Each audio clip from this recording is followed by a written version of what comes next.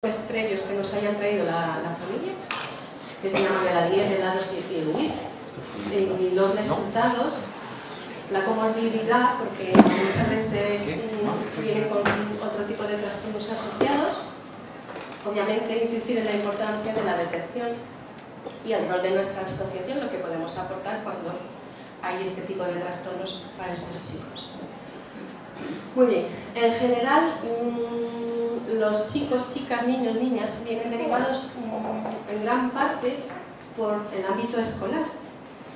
Hoy en día ya muchos profesores, muchos profesionales del ámbito escolar pues ya conocen mejor este tipo de trastorno.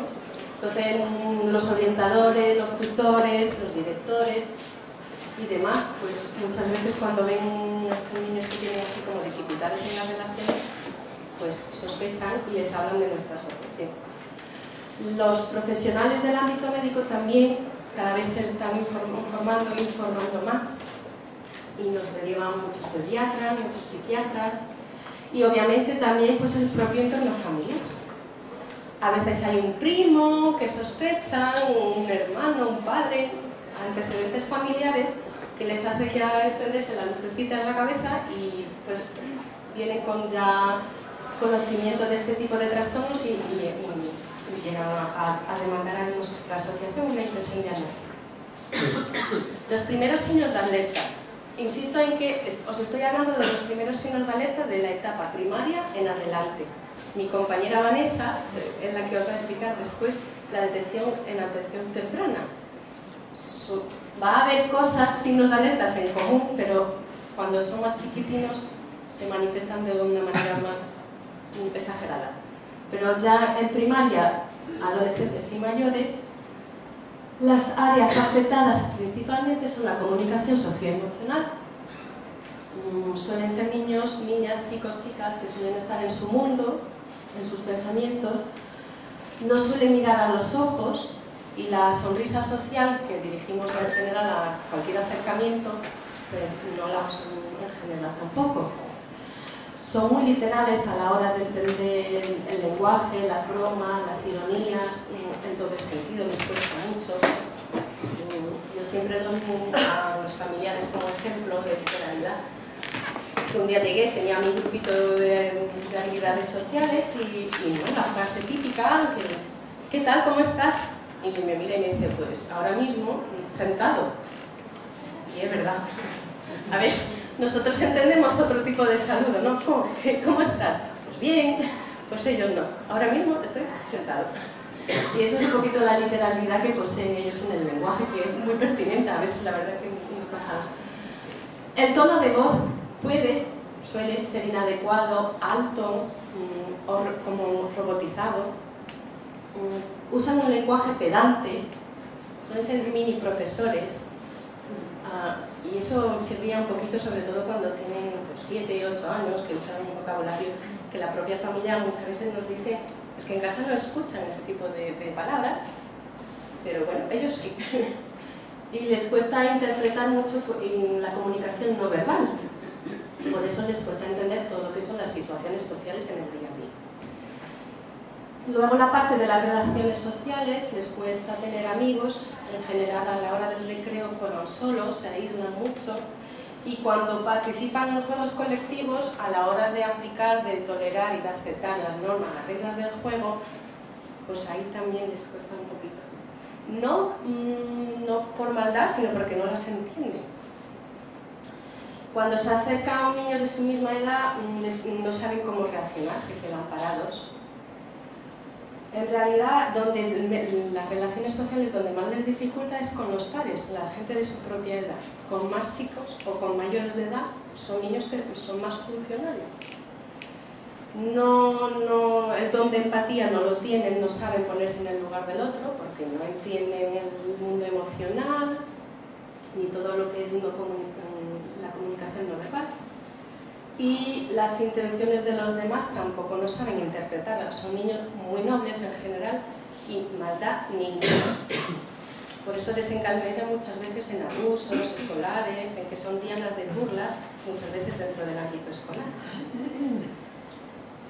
Otra parte también muy característica de este tipo de trastorno pues es la rigidez mental y los comportamientos restringidos. Suelen ser monotemáticos. Cuando se les da por un tema, no hay quien los quite de ahí. Y los desarrollan con mucha avidez, mucho conocimiento. Son, como lo he dicho anteriormente, son mini profesores, pero de un tema muy específico. Y suelen ser temas que en función de las edades son un poquito atípicos.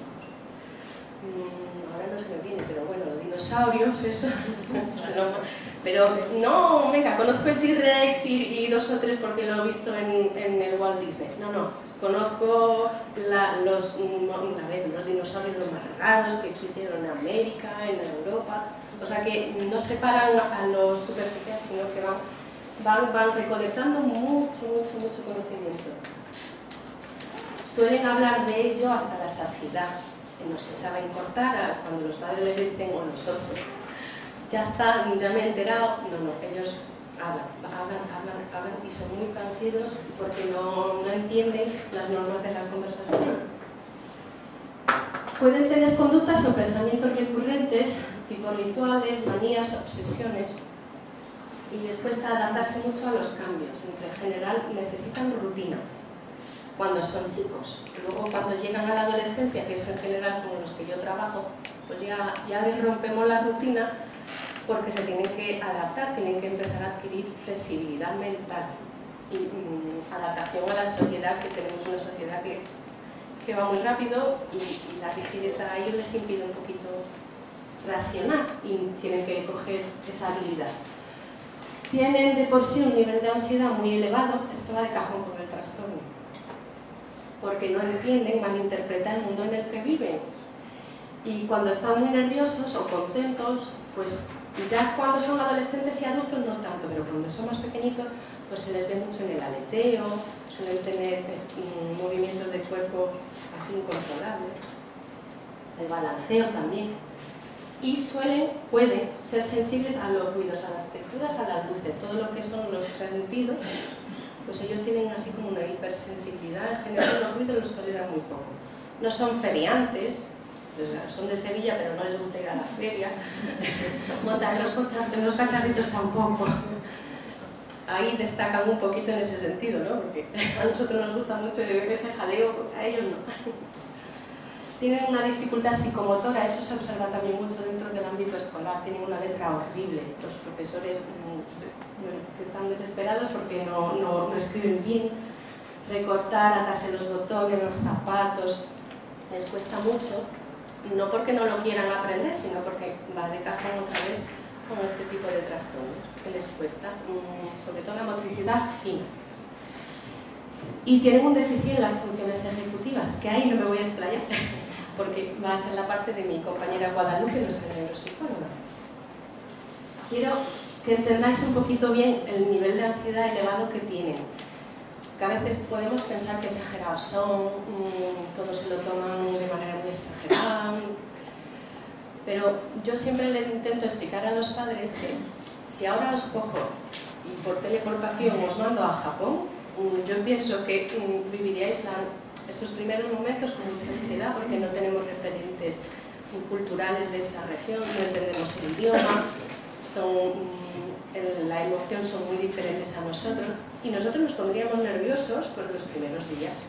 Pues ellos están en esa malinterpretación, en esa dificultad de entender constantemente. Entonces esa tensión que nosotros podríamos, si hacemos ese esfuerzo de imaginación, esa tensión que sentiríamos los primeros días estando en un país extranjero sin entender el idioma, ellos están constantemente en esa tensión. Y es algo que predomina mucho en ellos, ¿vale? Un poco hay un trabajo nuestro de empatía. Muy bien, el proceso de la impresión diagnóstica. Nosotros en la asociación hablamos de impresión diagnóstica, no de diagnóstico. El motivo es muy sencillo, es que nos especializamos únicamente en este tipo de trastornos. Cuando no cuadran con nuestras pruebas, que no puntúan, que no salen que son de los nuestros, ya podemos imaginar que es de lenguaje, que es de aquí, de allí, pero no somos clínicos, ¿vale? Por eso hablamos de impresión diagnóstica. Entonces, en general, el proceso en nuestra asociación es: hay una primera entrevista con los padres, con una prueba que se llama el ADIR, Hay una parte también que son los informes que nos puedan traer ya previamente los propios padres. En general tienen un recorrido médico ya bastante largo. Y también les transmitimos, luego os explicaré más con más detalle, los cuestionarios. Cuestionarios que van dirigidos a los propios padres y otro al entorno escolar. Luego hay una segunda parte que se hace, es una observación directa con el chico, la chica, el niño o el niño, y al finalizar estas pruebas recopilamos todas las informaciones y nosotros sí que emitimos un informe escrito de las conclusiones. O sí, ha puntuado en nuestras pruebas, por lo tanto hablamos de un síndrome de Asperger, etcétera, etcétera, ¿no? Y luego os explicaré a qué tipo de conclusiones podemos llegar. Nuestras impresiones diagnósticas se centran principalmente en las tres áreas que ya os he hablado un poquito antes, que son las interacciones sociales, sobre todo con niños de misma edades, las dificultades en la comunicación y el lenguaje, y las conductas o centros de intereses restringidos, repetitivos o estereotipados. Muy bien, la entrevista con los padres es una entrevista semiestructurada, que se llama ADI, no lo voy a decir en inglés. Es una entrevista muy larga, son casi 87 preguntas, o sea que ahí estrujamos un poquito la mente de los padres durante 3 horas. Esta entrevista se centra en 2 momentos del desarrollo de la persona. Hay un momento muy especial que son a partir del 4º año al 5º año, y luego las preguntas también, algunas se hacen en la actualidad, ¿vale? Por ejemplo, vienen con 12 años, pues hay preguntas que es ahora, ¿y cómo es su mirada ahora? ¿Y cómo era su mirada entre 4 y 5 años? ¿Por qué esa edad es tan importante? Porque, bueno, dentro de lo que se ha observado, entre 4 y 5 años es cuando, si hay este tipo de trastorno, afloran las dificultades que hemos visto previamente, pero de una forma muy significativa. De hecho, es verdad que ahora, como os ha contado nuestro presidente, tenemos a niños cada vez más jóvenes, más chicos, con 3, 4, y bueno, yo no los tengo tan pequeñitos, pero mis compañeras que los tienen, es verdad que dicen que es increíble, con 4, 5 años, el cambio que dan, y si son de los nuestros, de verdad que ese tipo de dificultades afloran. Entonces, es una entrevista que va y viene, ¿no?, entre la actualidad y ese año de vida del desarrollo de la persona. Aquí no sé si lo veis muy bien, es la plantilla, ¿no? La idea era un poquito enseñaros, aquí vienen las preguntas, donde nos centramos en si usa la mirada directa, la sonrisa social. La segunda parte es cómo son sus juegos con sus iguales, si tiene amistades, si disfruta y si nos comunica momentos de disfrute, si comparte con nosotros sus goces, y el uso del cuerpo para demandar atención. Y la otra parte está en la comunicación y lenguaje, y aquella los centros de intereses restringidos, ¿vale? Aquí la parte del lenguaje es todo el aspecto de la comunicación no verbal, asentir, negar por la cabeza, cómo usan el cuerpo para expresarse, los juegos imaginativos y sociales, si participan a las charlas sociales, los turnos de conversación, y la parte, como os decía antes, más bien de rituales, de manías, si tienen temas de intereses restringidos.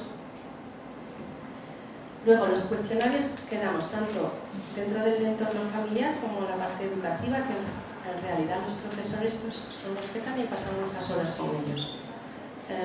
Según la edad, tenemos cuestionarios diferentes, ¿vale?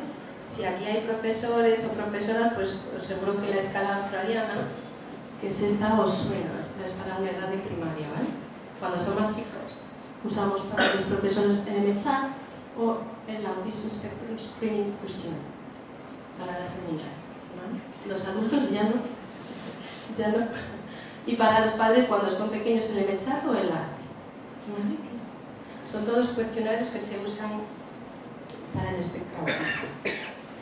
Luego, la observación directa con la persona que sospechamos que tiene síndrome de Asperger, usamos el A2. Es también una evaluación semiestructurada que también se va a centrar en las tres áreas que os he descrito previamente: la interacción social, la comunicación y los centros de intereses o comportamientos restringidos. Según las edades,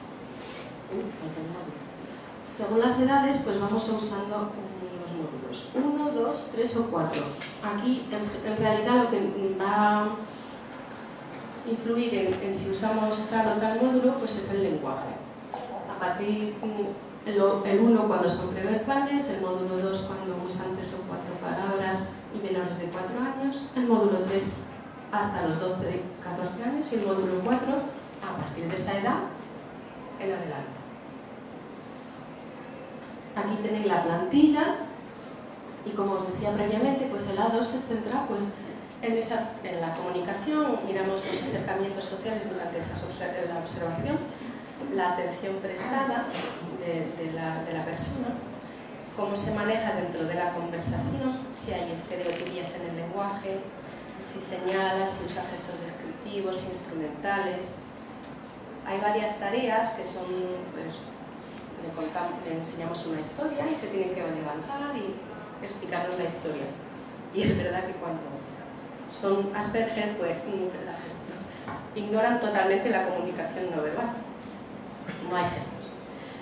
Luego todo lo que es la interacción social, el contacto visual, las expresiones faciales, suelen tener poca variedad en las expresiones faciales. Y la calidad y la cantidad de acercamientos sociales, y están cómodos a la hora de relacionarse. Nos interesamos también en la creatividad, en la imaginación. Suelen tener poca imaginación a la hora de inventar juegos o de contar historias. Y los comportamientos, como os decía previamente, restringidos o estereotipados. Ya pueden ser manierismo, intereses repetitivos, intereses sensoriales, etc. Si no, de los informes que nos aportan la familia, si no hay un estudio del coeficiente intelectual previo o reciente, les sugerimos hacer una prueba del coeficiente intelectual. Nosotros usamos el Dexler, que es el más usado dentro de este ámbito, que son, según la edad, pues se usan o el WIPS para los pequeños, el WISC para de 6 a 16 años, y a partir de los 17 el WISC. Ahora, no sé si lo veis bien. Vale, el coeficiente intelectual mide cuatro cosas: el coeficiente verbal, el razonamiento perceptivo, la memoria de trabajo y la velocidad de procesamiento. ¿Por qué os enseño aquí los resultados de uno de ellos? Es porque en general, como ya se ha dicho, cuando tienen trastornos de síndrome de Asperger son o de coeficiente intelectual normal a alto, ¿no? Y en general tienen un coeficiente verbal más alto. El resto se puede situar en la normalidad, pero destacan mucho a la hora de medir el coeficiente verbal, ¿no? Muy bien, los resultados positivos de una impresión diagnóstica.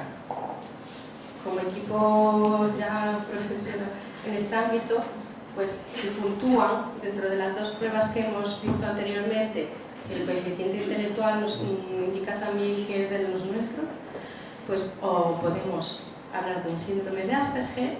Ahí sería que puntúa en las tres áreas: la interacción social, la comunicación, los comportamientos o pensamientos restringidos. Si no puntúan en las tres áreas, pero en una o en dos, ya estamos hablando de un trastorno generalizado del desarrollo no especificado. Si tiene un coeficiente intelectual menor, un poquito más bajo, o si sus dificultades en las tres áreas son mucho más importantes, hablamos ya de un autismo de alto funcionamiento, ¿vale? Y si puntúan mucho, ya estamos dentro de lo que es un autismo más importante, ¿vale? No sé si sabéis que este tipo de trastorno del espectro autista pertenece a la familia del trastorno general del desarrollo, ¿vale? Que se centra en esas áreas en el desarrollo de los chicos. Y dentro está el trastorno los trastornos del espectro autista, y dentro de esa familia, pues este tipo de dificultades. ¿Vale? Y los trastornos asociados, pues vamos observando, vamos viendo mucha gente, muchos niños y niñas que tienen, además del síndrome de Asperger, pues una comorbilidad con un déficit de atención, con o sin hiperactividad, un trastorno del lenguaje, que eso también tiene su lógica, ¿no? Si yo tengo el lenguaje fomentado, me dificulta a la hora de relacionarme con los otros. Observamos también mucha comorbilidad con los trastornos de personalidad, tipo esquizotípico. Pueden tener trastornos obsesivos compulsivos, los que se conocen como TOCs, y como os hablaba anteriormente, como la ansiedad de cajón, como este tipo de síndrome, pueden tener un trastorno de ansiedad importante también, o a veces también depresión. Estos últimos trastornos suelen aparecer ya más bien a la edad de la adolescencia, con las variaciones hormonales, o no sé lo que les pasa, pero en realidad pues vamos viendo que a veces pues, va cambiando un poquito el Asperger y van apareciendo pues, otras dificultades añadidas. La importancia de la detección pues, permite actuar de manera adaptada y adecuada a las dificultades, un poco como lo que decía el presidente anteriormente. No es la etiqueta lo importante, es sencillamente saber lo que les ocurre, entenderlo y a raíz de eso saber cómo hay que actuar con ellos. Porque una cosa es que nos digan, pues es un niño maleducado. Pues si sabemos que hay un trastorno reconocido por el ámbito médico, de maleducado nada, este niño tiene unas dificultades específicas que hoy en día sabemos y podemos tratar. Y al saber echarle mano de esas dificultades, pues mejoramos su calidad de vida. Nos permite también intervenir en el ámbito académico. Tenemos un convenio de colaboración con los colegios, las universidades, que nos abren las puertas, en general se muestran muy colaboradores, y pues a la hora de hacer algunas adaptaciones para ellos, pues es mucho más pertinente.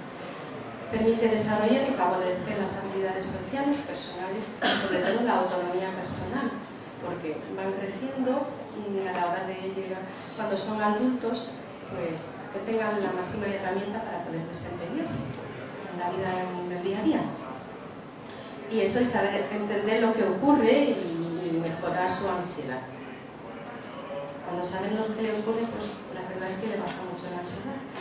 El rol de nuestra asociación, aparte de las impresiones diagnósticas, pues el aspecto de las terapias, ya pueden ser individuales, en grupo, logopedas, neuropsicólogas. Tenemos muchísimos talleres de apoyos, pueden ser apoyos a los nuevos socios, a los padres, a los adultos, a los hermanos, orientación laboral. Últimamente estamos haciendo talleres también para los abuelos, que hoy en día también son los co-criadores de muchos de sus nietos. Y toda la parte de apoyo social, puede ser ya apoyo social de becas, de minusvalía, etcétera, etcétera. La minusvalía, recordaros que cuando hay un diagnóstico de síndrome de Asperger, se tienen derecho a una minusvalía, ¿vale? Que eso es importante que lo sepáis. Y ya está. La idea era deciros sencillamente lo que hacíamos para que podáis...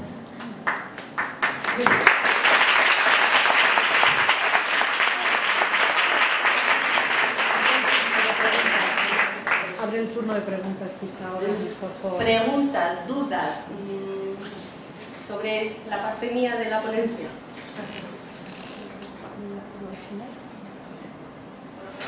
Bueno, adiós. Sí. A ver, en mi caso, por ejemplo, mi hijo tiene 10 años, ¿no? Y ha sido diagnosticado varias veces. Primero fue TDAH, después fue trastorno semántico traumático, y ahora en la actualidad, con 10 años, ha sido diagnosticado de Asperger. Entonces, un poco ver la evolución. ¿Cómo saber eso desde el principio y no esperar tanto para que no ocurra con 10 años, sino que ocurra antes con 3 y 4? ¿Cómo saber que hay un síndrome de Asperger? ¿Cómo diferenciarlo? Porque siempre han dicho que es semántico pragmático. Entonces ahora es cuando... ¿Es de lenguaje? Efectivamente, ahora cuando se ha declinado un poquito por el aspecto. Era un poquito lo que os decía anteriormente, es que estamos viendo cada vez más que va un poquito de las manos. Era el ejemplo que os daba, cómo fomento las relaciones sociales si tengo una dificultad en la comunicación. Lo que sí que en realidad no sabemos, en realidad, yo voy a ser sincera, no sabemos si es la parte social antes que tenía más dificultades que ha imposibilitado el acceso a la comunicación y el lenguaje, o si es al revés. Hay muchas teorías, hay un poco una pelea de si no tengo el lenguaje fomentado no puedo tener relaciones sociales, o si no interactúo con los demás no cojo el lenguaje.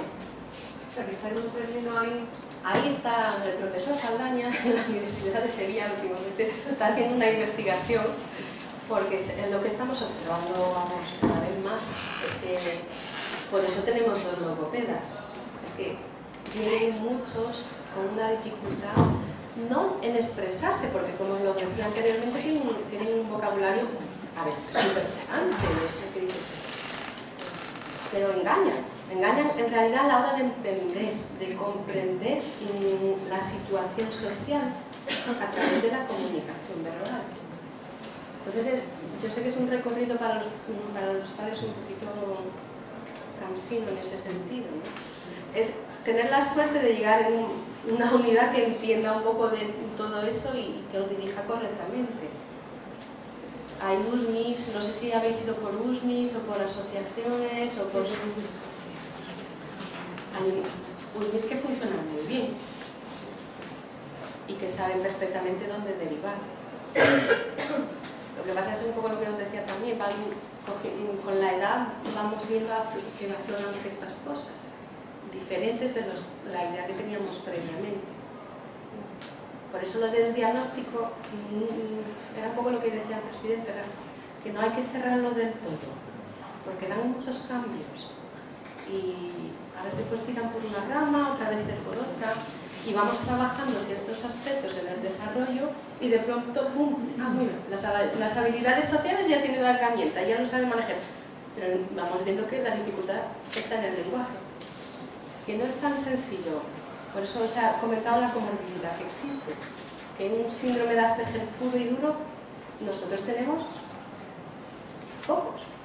Se puede hablar de rasgos, ¿no? En ese caso. Sí, se hablan de rasgos, efectivamente. ¿Sí? Una pregunta, vamos a ver, has hablado de los síntomas principales de un lenguaje que puede llegar a ser muy desarrollado, incluso pedante en cuanto a vocabulario y tal. Por otro lado, la comorbilidad se habla de posibles trastornos específicos del lenguaje. Sí. Entonces, ¿qué predomina más? ¿Uno u otro?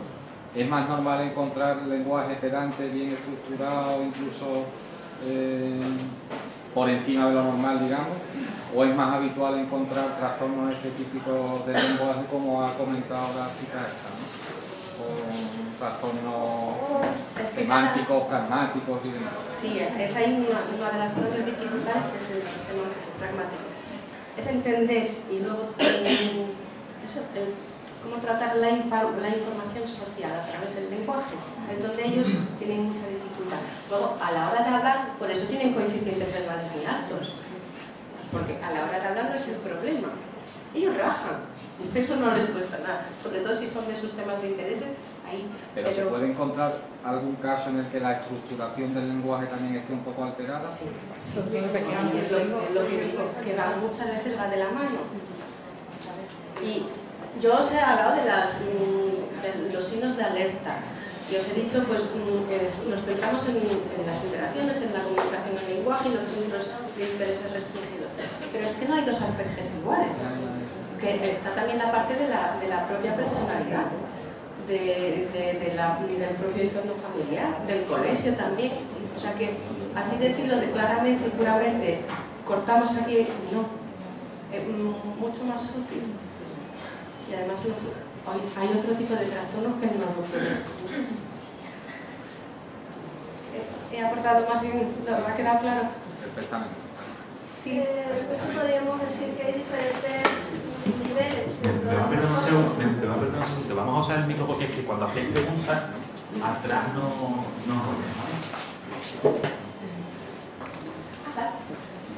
Entonces podemos hablar de diferentes niveles del trastorno, no necesariamente tienen que, entre comillas, padecer o manifestar todos los síntomas para ser determinado de Asperger.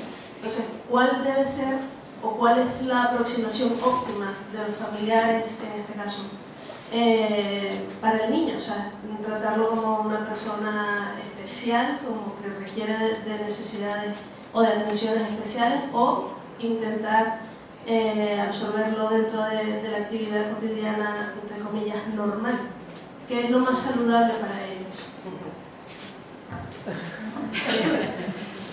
Yo no los trato de forma especial, porque en realidad todos tenemos dificultades, pero sí que a la hora de comunicarnos con ellos, de darles información, sobre todo en el ámbito académico y dentro del ámbito familiar también, necesitan más estructuración, hay que secuenciarle los pasos. Por ejemplo, típicamente las quejas de los padres. Es que le digo, porque son desordenados dentro de su cuarto, pero luego tienen su propio...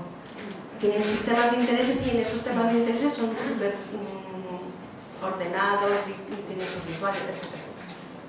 Pero típicamente, pues le digo que recoja su cuarto. Pues eso es lo peor que se le puede decir a una persona que tenga síndrome de Asperger. Porque se va, mira, entra en su cuarto y ¿por dónde empiezo? Sencillamente. Es un mundo. Si le damos el título general de recoge tu cuarto, no lo entiende. Pero si vamos paso a paso, venga, empieza por la cama, tu cama. Cuando acabes me lo dices.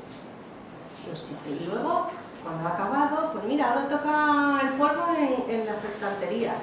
Pues luego, cuando acabes, la mesa, que se le va dando paso a paso, lo hacen. Entonces es ahí un poquito donde tenemos que tener Empatizar. Exactamente, tenemos que adaptarnos a eso. Únicamente esos dos detalles. Tener en cuenta que ellos son muy secuenciales, que necesitan que se les dé a paso por paso, si no se les dispara la ansiedad. ¿Y su inserción social?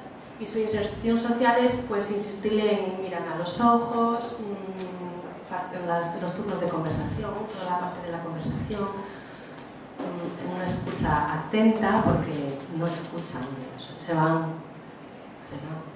mirar todo lo que hay, las musarañas, entonces atraerle la atención. Pero no es algo así como, no sé, un síndrome de Down que necesite, por ejemplo, atención las 24 horas del día muy específicas. Aquellos son muy funcionales, pero a su manera. Y ahí a nosotros es donde adaptarnos. ¿Sí? Hola, buenos días. Buenos días. Quería hacerte varias preguntas.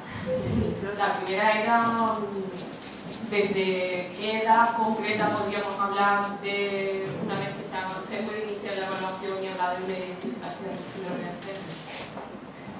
Pasada esa etapa de 4 a 5 años. Anteriormente no podemos hablar de este tipo de trastorno.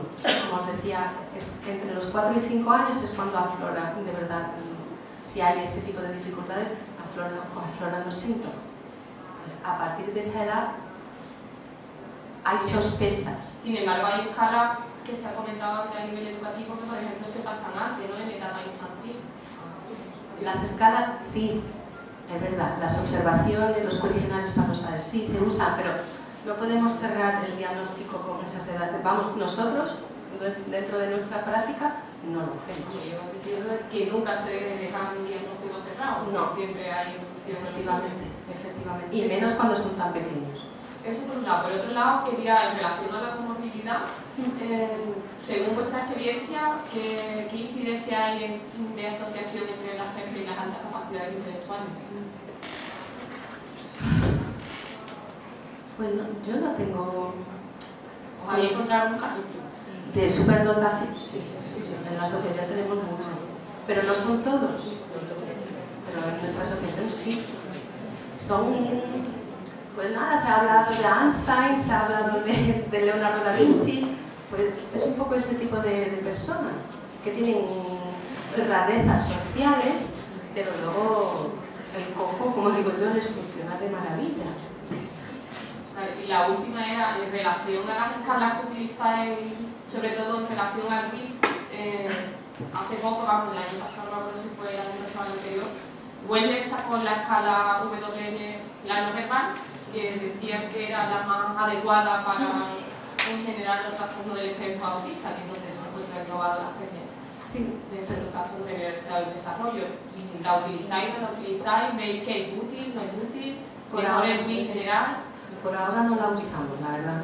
Estamos con un patrón de pruebas y no... Tengo conocimiento, mis compañeros también, pero no es una prueba que usamos por ahora. Que no la descartamos. Yo en realidad no puedo opinar porque no la uso. Vale, pues eso, ya os hago... Mis compañeras, gracias. Es para los no verbales y los nuestros ya hablan. Sí, pero que decían dentro de, vamos, cuando la sacaron era aconsejado en general, por eso preguntaba, porque me generaba esa controversia.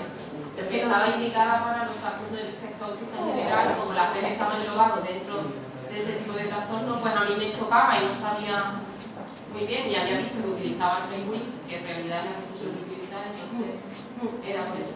Muchas gracias.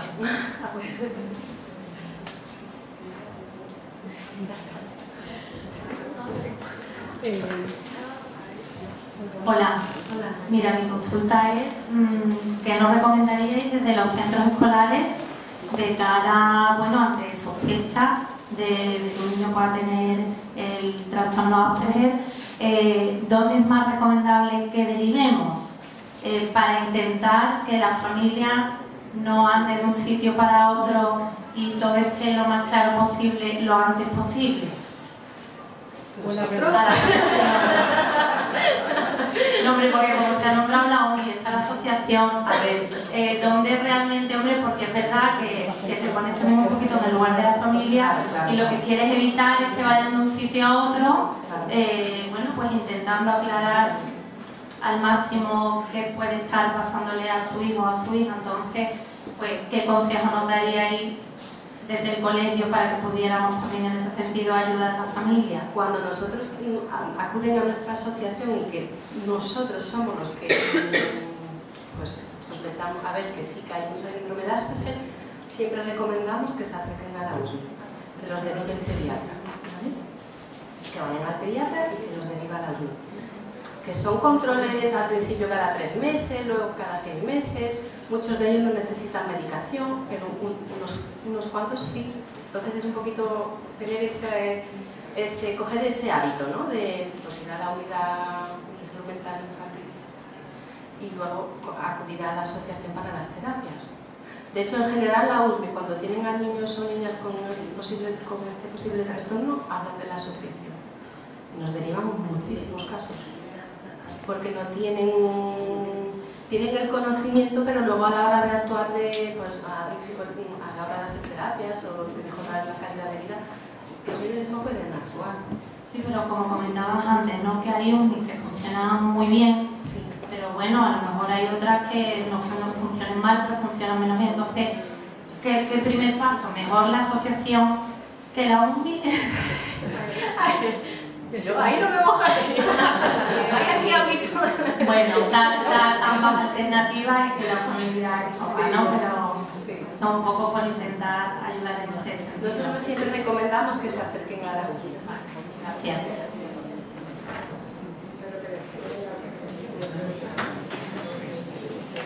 Yo hablo fuerte.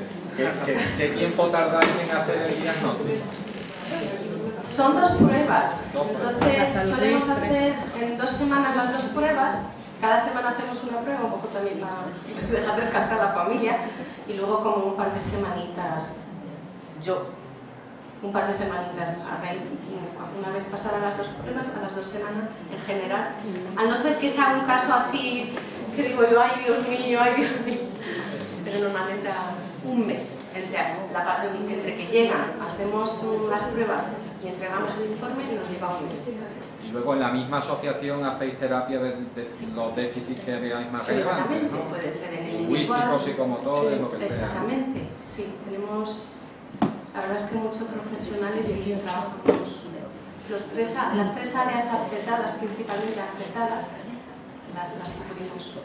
Logopeda, neuropsicología, terapias individuales, en grupo, hasta estamos también fomentando, bueno, eso ya llevamos tiempo, pero hay un programa de ocio, hay campamentos de verano, que eso es un alivio para los padres, una semana fuera de casa, que se los queden y mejoran un montón. La verdad que esa semana, como muchos de ellos no tienen la psicomotricidad fina buena, o claro, en casa pues los protegen, pues no tienen la autonomía personal, entonces el campamento de verano es mano de Dios. Aquí no te va a atar nadie los zapatos, que aquí no te va a atar nadie la cama, que tienes que hacer tú. Entonces es una experiencia que y todo lo que vaya surgiendo, es que la asociación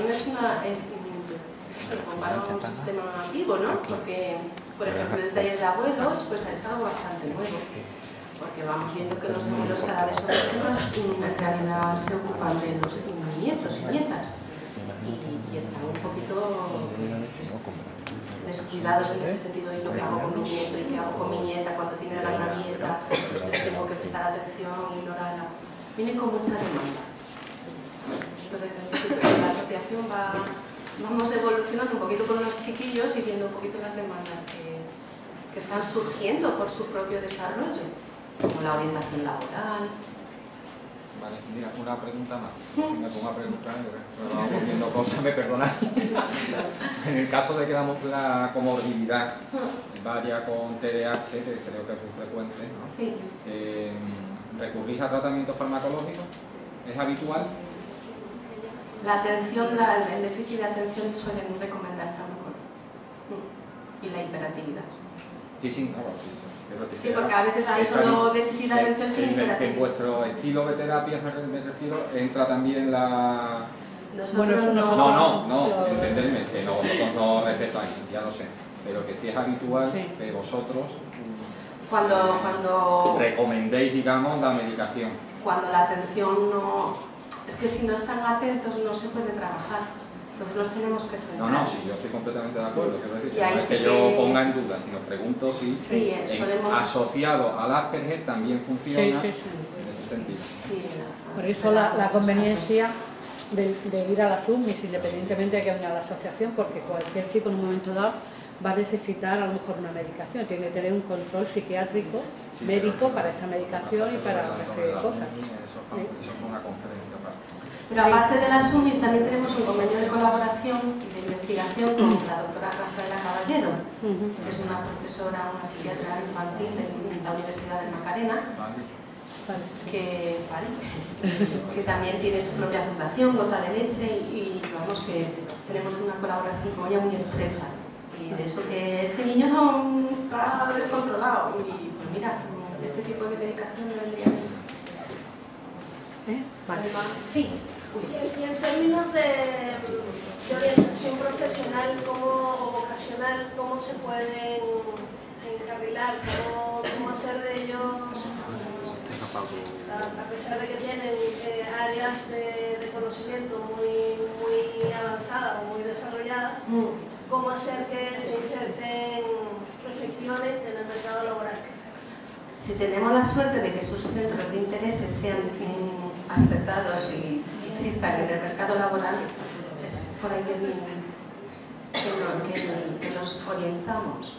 Es decir, por ejemplo, yo tengo a un chico de 22 años que está en la Facultad de Química, porque es su tema de interés. Entonces está sacando su carrera de químico.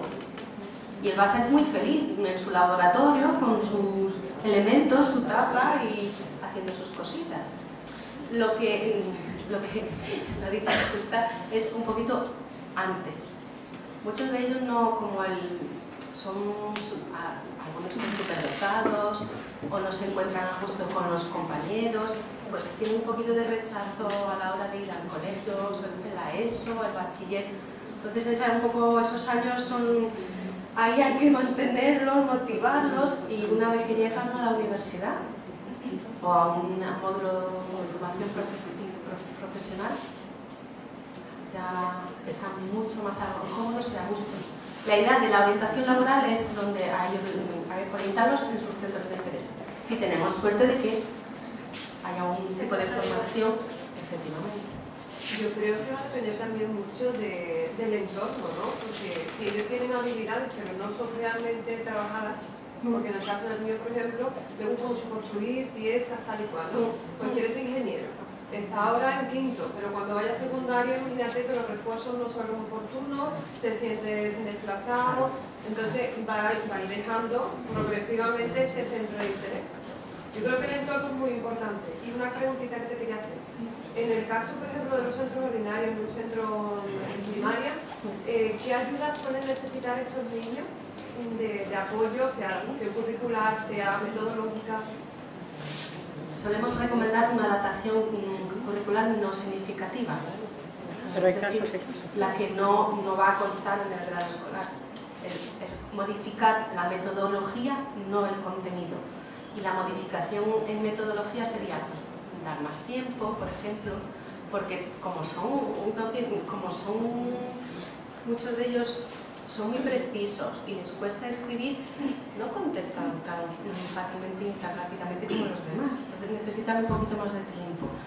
Pueden también necesitar una adaptación en el tipo de pruebas que les pongan, puede ser tipo test, puede ser pues, secuencial en más una pregunta, por ejemplo, cuéntame la Guerra Civil Española y que cuente.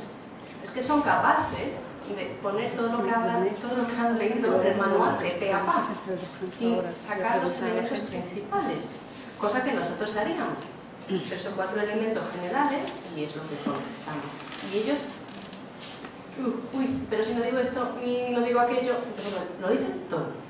Es ahí el ejemplo, ¿no? De secuenciarle las pruebas. Sobre todo a nivel metodológico, ¿no? A ver, estos niños son inteligentes, aprenden lo mismo que los demás, pero de otra forma. Por eso la adaptación no significativa. Una cosita, bueno, ya vamos muy justitos de tiempo, si os parece, no sé si hacer un descansito ahora de 10 minutos antes de la siguiente ponencia o seguir, si queréis seguir haciendo preguntas tendremos que hacerlo seguido. ¿Qué preferís? ¿Paramos y hacemos 10 minutitos de descanso antes de la siguiente ponencia de Vanessa o queréis seguir preguntando 5 minutos más y seguimos continuando? No nos da tiempo a mucho más si no. ¿Queréis parar o seguimos preguntando y luego Vanessa? ¿Seguís? ¿Preferís seguir? Vale, pues ya está. ¿Alguna pregunta más? Y si no, Vanessa, vete preparando. Vale. Si no, lo haremos el descansito después de Vanessa, ¿vale? Os he cortado, pero es que vamos un poquito justo de tiempo y queda mucho más de ver. Bueno, ¿ya?